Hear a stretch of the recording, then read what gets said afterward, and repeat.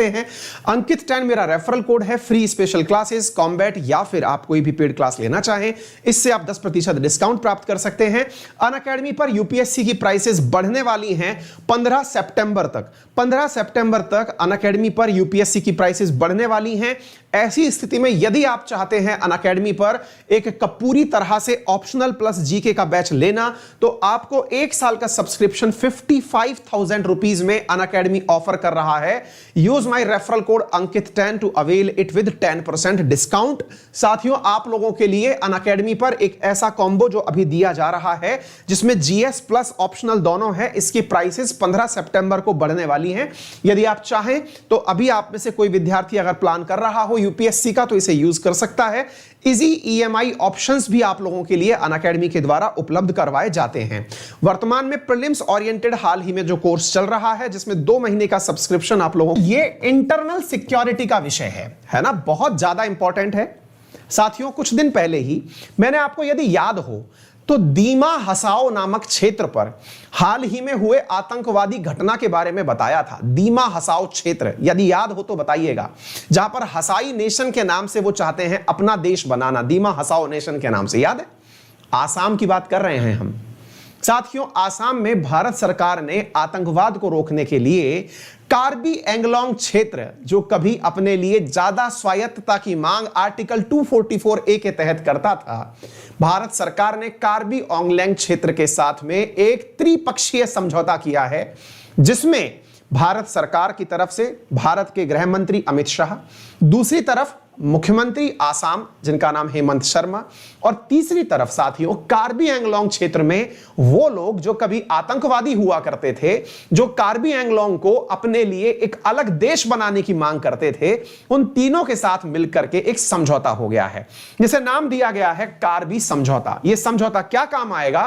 तो साथियों, इसका उद्देश्य है कार्बी क्षेत्र के अंदर शांति स्थापित करना। ऐतिहासिक फैसला है और केंद्र सरकार का जो प्रयास है कि आसाम को इंसर्जेंसी मुक्त करना है, यानी कि आतंकवाद से मुक्त करना है, इसी के तहत किए गए प्रयासों में से ये एक है। अगर आपको याद हो तो 2020 के अंदर ही बोडोलैंड के लिए भी शांति समझौता किया गया था। अब कार्बी एंगलोंग के लिए शांति समझौता किया गया है।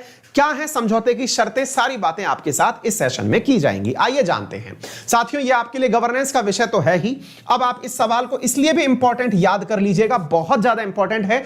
ट्राइपैराटाइट पीस, ट्राइपैराटाइट का मतलब होता है त्रिपक्षीय, 3 लोग आपस में मिलकर के अगर कोई समझौता करें, ट्राइपैराटाइट पीस डील इंक्ड, इंक्ड का मतलब है साइन, समझौते हो गए हैं, है ना, साइन कर दिया गया है।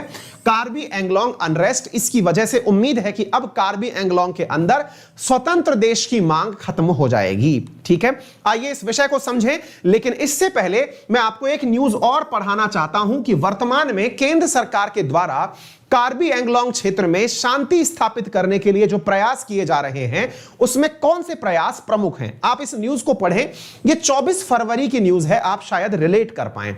साथियों, 24 फरवरी 2021 की यह न्यूज है, इसे जरा सुनिएगा। Most wanted Songbijit and over 1000 Karbi militant from 5 rebel groups surrender in Assam. इस न्यूज को पढ़िए पहले, क्योंकि अल्टीमेटली आपको यही चीज समझ के चलनी है। क्या है, दोबारा से सुनिएगा।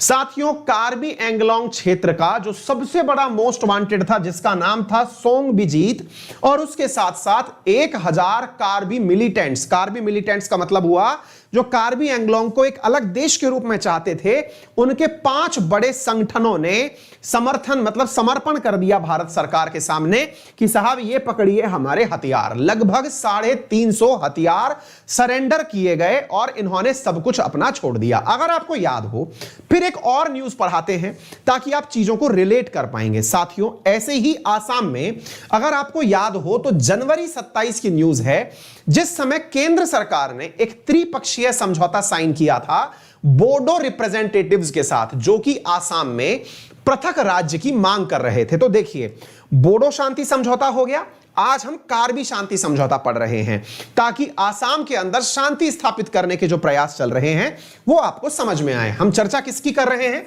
मिनिस्ट्री ऑफ होम अफेयर्स, जो कि भारत सरकार के अधीन है। साथियों, मिनिस्ट्री ऑफ होम अफेयर्स, गृह मंत्री अमित शाह जी ने क्या काम किया तो आप इधर देख सकते हैं। अमित शाह जी ने दिल्ली में 4 सितंबर के दिन कार्बी एंगलोंग क्षेत्र के इन्हीं 5 जो आतंकवादी समूह थे इनके सदस्यों को अपने यहां इनवाइट किया, क्योंकि ये सरेंडर कर चुके थे।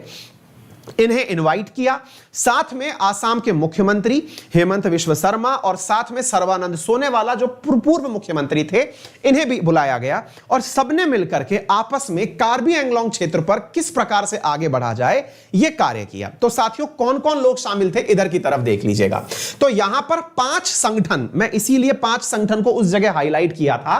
तो इधर देखिएगा, न्यू दिल्ली के अंदर यह संगठन शामिल हुआ, जिसमें से peoples democratic council of Karbi Longri NC hill liberation front, ये मैं नंबर्स गिनाता चाहता हूं, 1 2, ठीक है, तीसरा संगठन ये रहा, चौथा संगठन ये रहा और 5वां संगठन ये रहा।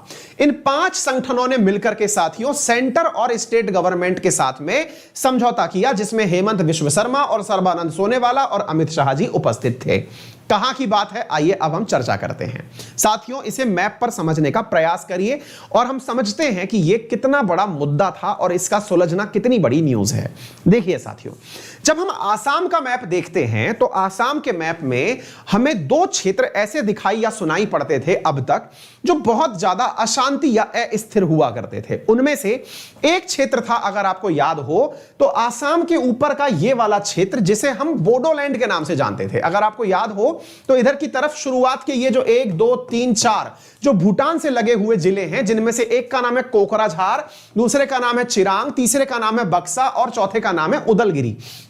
ये 4 जिले ऐसे थे जो ये मांग करते थे कि हमें एक अलग राज्य चाहिए, यानी हम आसाम में नहीं रहना चाहते, हमें ऑटोनॉमस अलग से राज्य बना करके दे दीजिए और उस राज्य का नाम होगा बोडोलैंड। उसका नाम क्या होगा? बोडोलैंड। इवन शुरुआत में तो ये मांग करते थे कि हमें अलग देश दे दीजिए, लेकिन इसके बाद में इनकी मांग हुई कि हमें अलग राज्य दे दीजिए। भारत सरकार ने जनवरी 2020 में, यानी कि लास्ट ईयर, इनके साथ समझौता किया और कहा कि तुम लोगों को क्या चाहिए? तुम लोगों को स्वायत्तता चाहिए ना, कि तुम अपने रिचुअल्स को, अपनी परंपराओं को, अपने क्षेत्रों को सीमित रख सको। आदिवासी होने के नाम पर तुम अपने आप को संरक्षित रखना चाहते हो। तो ऐसी स्थिति में एक शांति समझौता करके इनके यहां पर इन्वेस्टमेंट की स्कीम लॉन्च कर दी गई। अब दूसरी तरफ चलते हैं। इन 4 जिलों के बाद में आसाम की बात आती है यहां के 2 जिलों के बारे में, और वो कौन से थे साथियों? यहां पर आपको 2 जिले दिखाई देंगे। एक का नाम है कार्बी एंगलोंग ईस्ट और एक का नाम है कार्बी एंगलोंग वेस्ट। अब इसको आप इस तरह से मैप में जूम करके देख लीजिए, आपको यहां पर 2 जिले दिखाई पड़ेंगे। एक का नाम है कार्बी एंगलोंग ईस्ट और एक का नाम है कार्बी एंगलोंग वेस्ट। शायद आपको यह विजिबल हो रहे हों। इन दोनों जिले के अंदर जो कार्बी जनजाति के लोग हैं, ये डिमांड किया करते थे। क्या डिमांड करते थे? इनकी डिमांड ये थी कि हमें अपने क्षेत्रों के अंदर ज्यादा स्वायत्तता चाहिए। हम अपने इन 2 जिलों को मिलाकर के एक राज्य बनाना चाहते हैं। अच्छा, इनके अंदर इन्हें स्वायत्तता के नाम पर कार्बी एंगलोंग ऑटोनॉमस काउंसिल दे दी गई थी। क्या दे दी गई थी?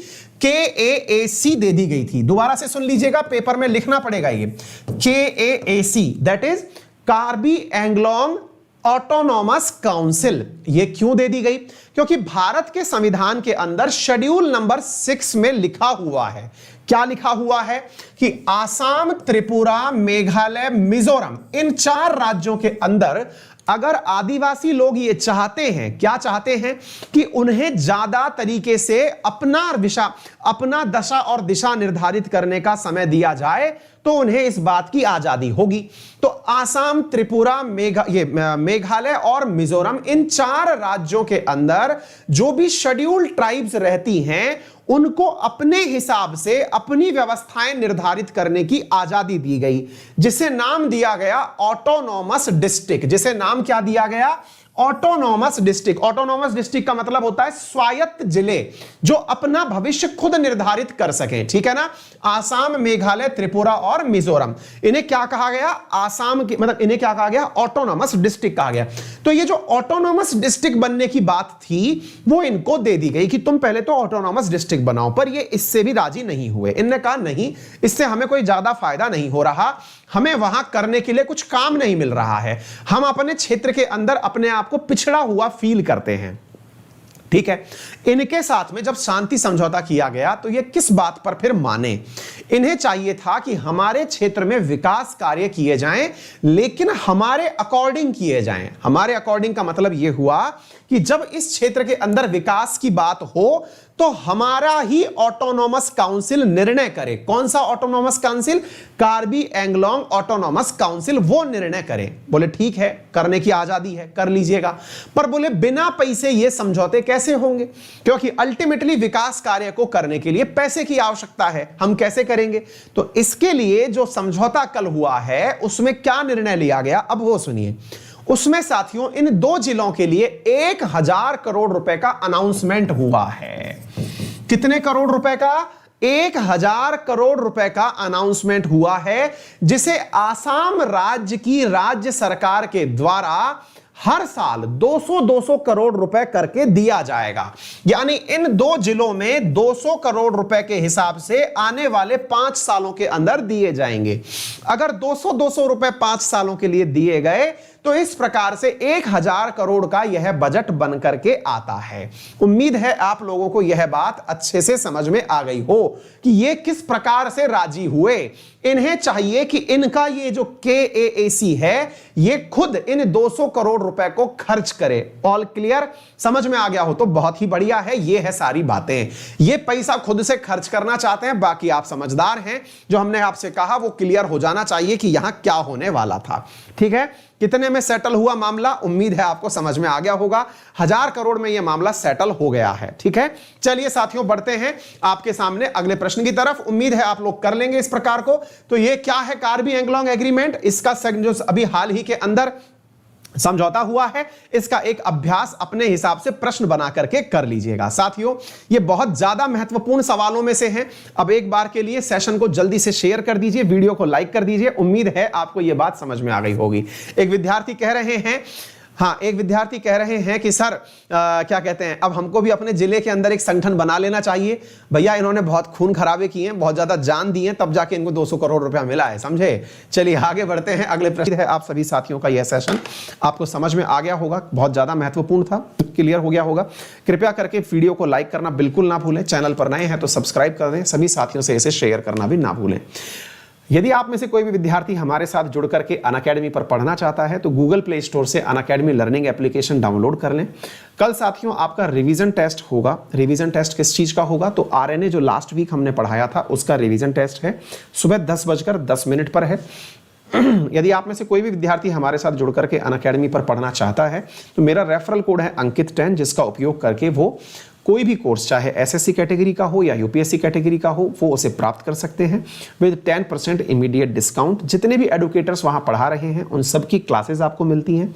साथ में जो भी कंटेंट हम लोग उपलब्ध करा रहे हैं वो कंटेंट आप प्रिंट निकलवा सकते हैं, उसकी पीडीएफ आपको उपलब्ध हो सकती हैं। ये सारी चीजें आप लोगों के लिए अनअकैडमी के एप्लीकेशन के माध्यम से उपलब्ध हैं। अनअकैडमी ने वर्तमान में अपने स्टूडेंट्स के लिए टीचर से बात करने का ऑप्शन भी यहां पर रखा हुआ है, तो अगर आप चाहें तो ये ऑप्शन भी आप यूज कर सकते हैं। Thank you so much. अपना ख्याल रखें, बड़ों का सम्मान करें, छोटों को प्यार दें, अपना व्यक्तित्व इस प्रकार से विकसित करें कि महिलाएं आपके साथ सुरक्षित महसूस करें।